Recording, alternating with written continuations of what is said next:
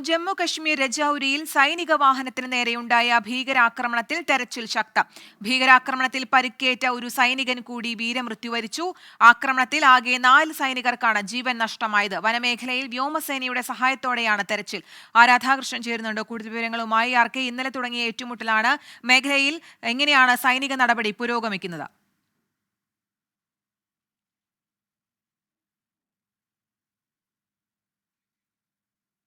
ജമ്മുകശ്മീർ രജൌരിയിൽ സൈനിക വാഹനത്തിന് നേരെയുണ്ടായ ഭീകരാക്രമണത്തിൽ തെരച്ചിൽ ഊർജിതമാക്കിയിരിക്കുകയാണ്.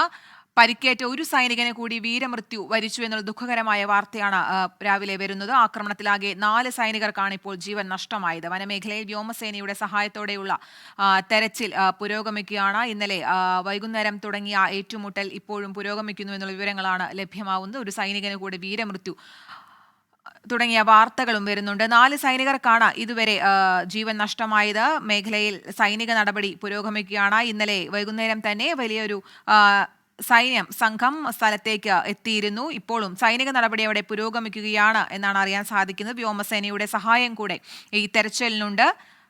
ഏറ്റുമുട്ടലിൽ ഇതുവരെ 4 സൈനികർക്ക് വീരമൃത്യു. രാധാകൃഷ്ണൻ ചേരുന്നുണ്ട് കൂടുതൽ വിവരങ്ങളുമായി. വിശദാംശങ്ങൾ.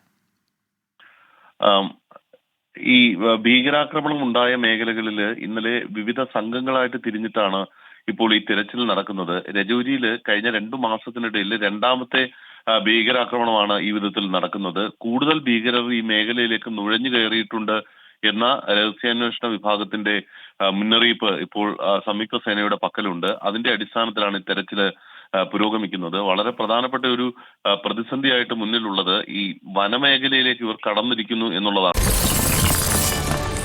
24 അഞ്ചിന്റെ വജ്രത്തിളക്കം.